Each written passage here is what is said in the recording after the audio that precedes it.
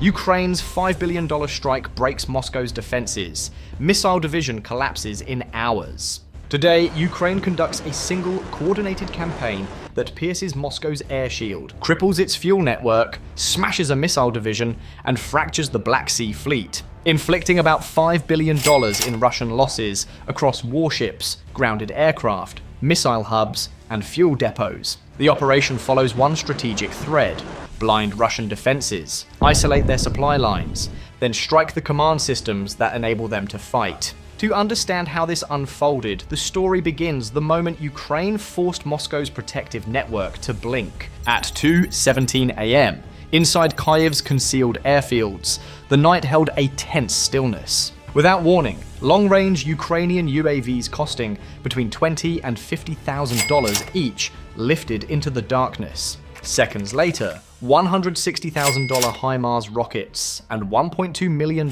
Storm Shadow missiles fired in a coordinated pattern.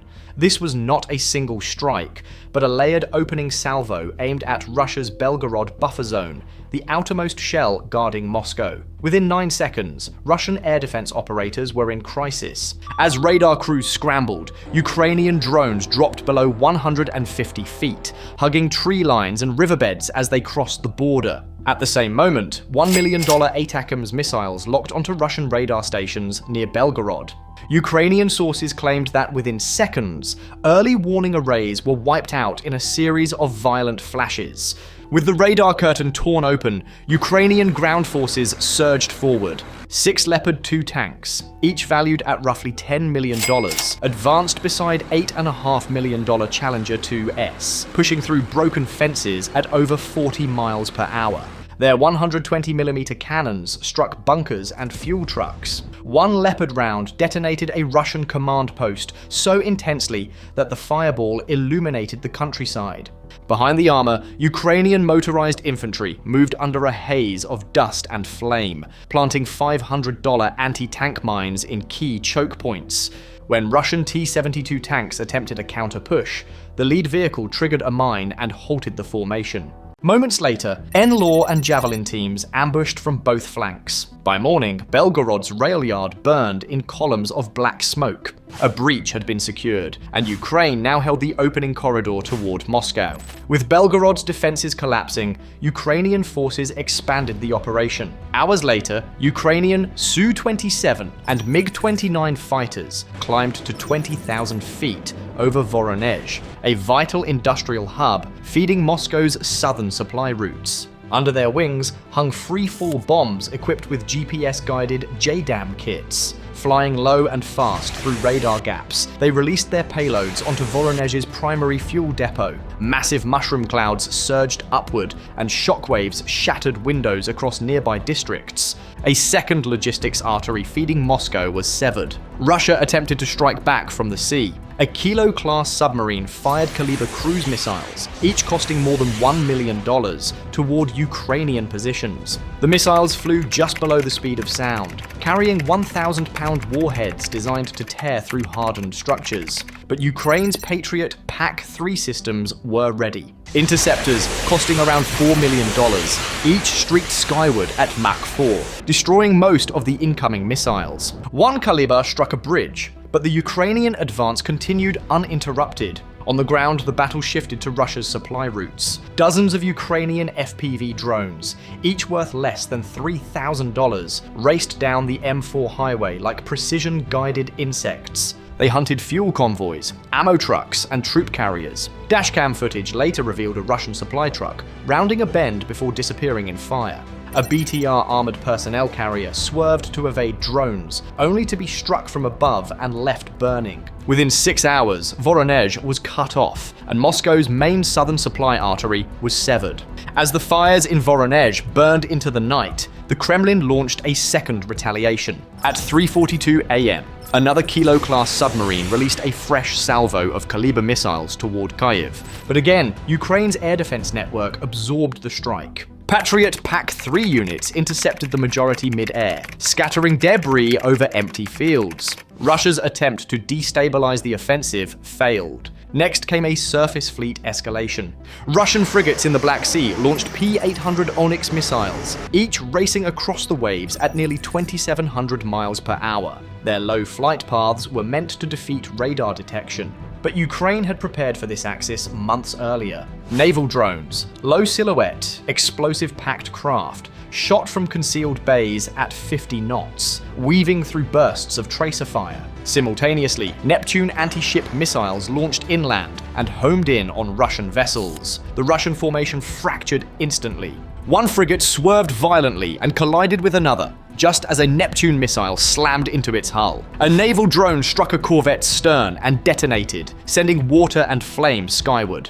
By dawn, smoke stained the horizon. Russia's naval retaliation had failed, and Ukraine now held the tactical initiative. Ukraine used the chaos to shift the fight inland again. At 4:28 a.m., waves of long-range drones crossed deep into Russia, flying at barely 200 feet and carrying up to 100 pounds of explosives. Their routes followed forests, riverbeds, and roads, routes too quiet and too low for radar. Simultaneously, Storm Shadow missiles surged toward airbases near Tula, around 100 miles south of Moscow. Hardened aircraft shelters cracked open as explosions tore through fuel reserves and runways. Several Russian aircraft, Su-24S, Su-25S, and MiG-29S, were destroyed on the ground, contributing to the aircraft losses tallied later in the campaign. Meanwhile, Ukrainian Special Operations Forces infiltrated communication nodes near Tula. At 5:12 a.m., synchronized charges detonated along fiber optic lines,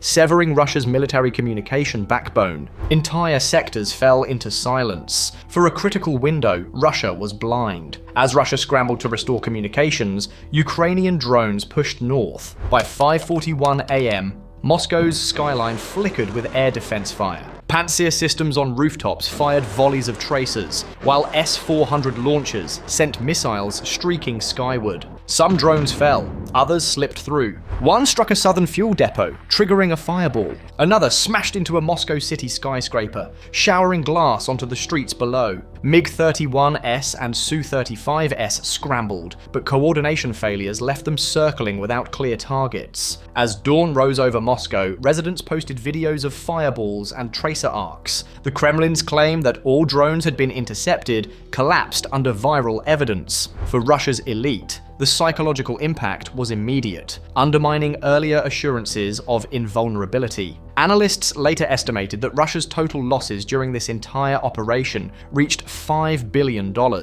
Approximately $1.2 billion in depots, rail hubs, armored vehicles, and radar systems were destroyed across Belgorod and Voronezh. Another $1.5 billion in naval assets burned or sank in the Black Sea. Roughly $1 billion in missiles, aircraft on the ground, and air defense systems were lost around Moscow. Finally, around $1.3 billion in hardened infrastructure, most notably at the Jazinski Missile Division and the Podolsk Fuel Complex, was eliminated. But the campaign was not over. Russia launched a large missile barrage near the Jazinski Missile Division. The forest rim smoldered as Ukraine countered. Recon and strike UAVs shot forward at 120 miles per hour, mapping launch sites for Patriot PAC-3 units, M270 rocket batteries positioned 20 miles behind the lines. Interceptors destroyed incoming missiles in quick succession. M270 salvos hammered Russian rocket pads before crews could reload. Overhead, Su-30 SM fighters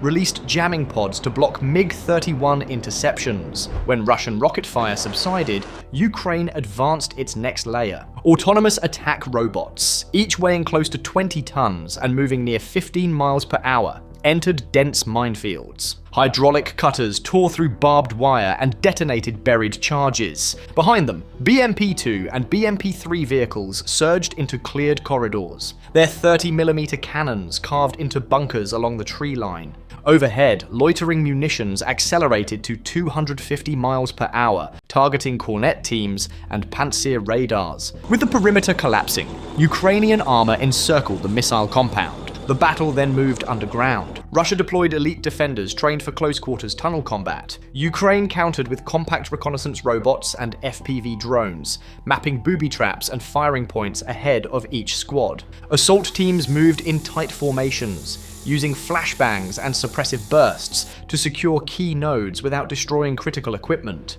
Electronic jammers prevented Russian demolition charges from triggering, allowing Ukraine to seize communication rooms, consoles, and guidance stations intact. Above ground, tanks sealed exits. Below, engineers marked cleared tunnels with paint and glow sticks. By dusk, Ukrainian flags hung over multiple underground nodes, once considered impenetrable. The final strike came when mapped coordinates were delivered to artillery positioned 25 miles away. Precision missiles tore through reinforced walls, collapsing command posts and destroying buried ammunition stores. Russian defenders, isolated and without communication, surrendered or retreated. Ukrainian troops escorted wounded Russians to safe zones, demonstrating restraint amid destruction. The campaign culminated at the Podolsk fuel complex. Engineers shut down pumps and disabled regulators as drones identified fuel convoys parked in loading bays. Shoulder-fired rockets neutralized them with the controlled blasts. Within minutes, more than a dozen carriers were disabled, severing a critical fuel artery to Moscow.